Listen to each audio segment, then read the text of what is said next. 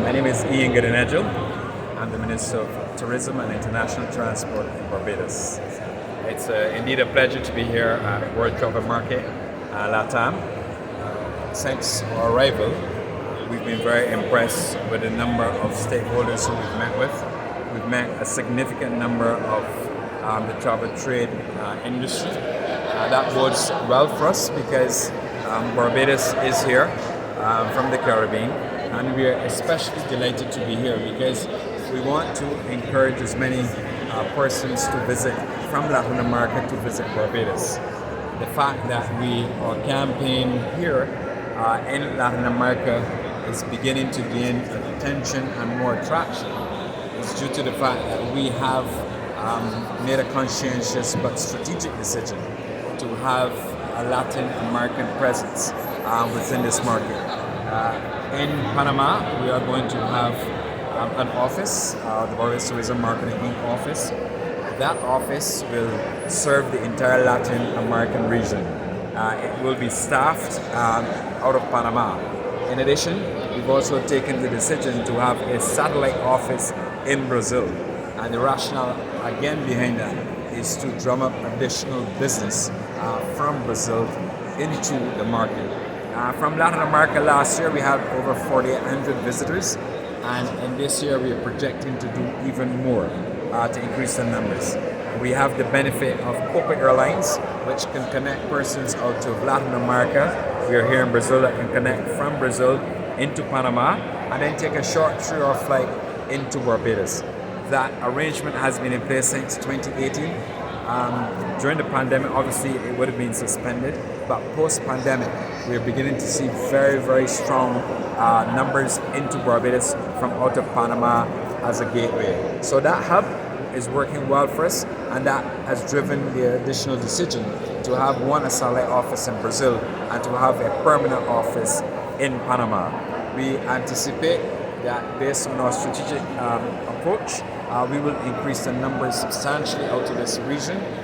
The focus has to be moving more tourists from Latin America into Barbados. There are a number of very strong and rich cultural heritage that we share with each other, including in Panama, the construction of the Panama Canal, where in the 1800s Barbadian workers joined Caribbean contingent to help work on the Panama Canal.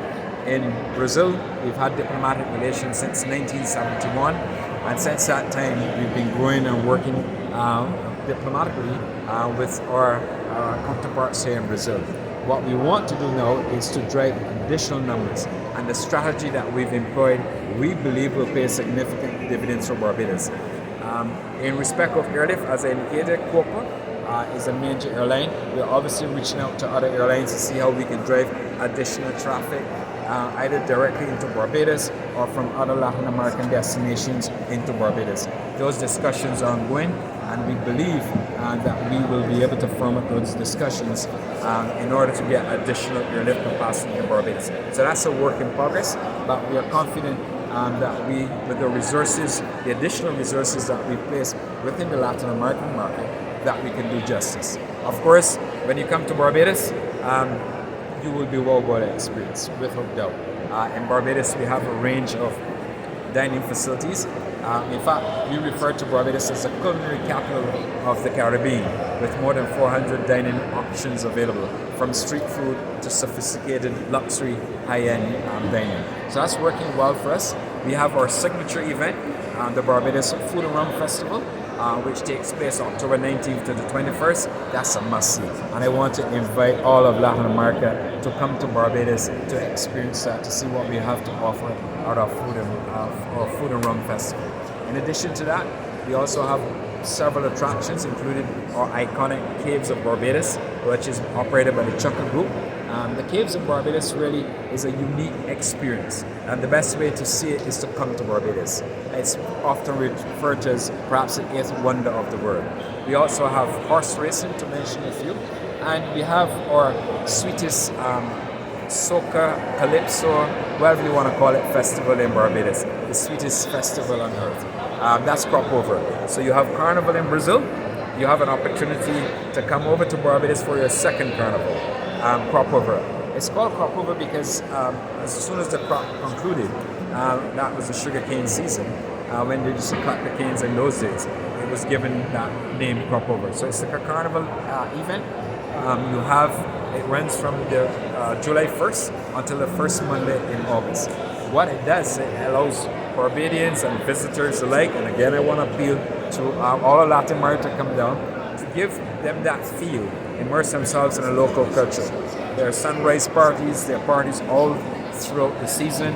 We have Calypso, which is a singing contest that we have, where we have a number of Calypsonians, as we refer to them, singing Calypso. That goes very well within our season. There's a competition for that as well. We also have the masquerades. We have the people on the first Monday of August who will essentially join the street for a street party along a defined route, and that concludes on the Mighty Grenada Highway, which was once known as Spring Garden Highway, but we call it the Mighty Grenada Highway, and that concludes there. But it's a wonderful event. See people in their costumes, and it's really wonderful to see visitors who immerse themselves in the local culture. Some of them just join in the costumes and they jump all the way down to the Mighty Grenada Highway. So that's a wonderful experience. So those are some of the attractions and some of the signature calendar events that we have on in Barbados, and we're delighted to welcome Latin America. So we encourage you, if you've not come to Barbados and savor and immerse yourself into the culture.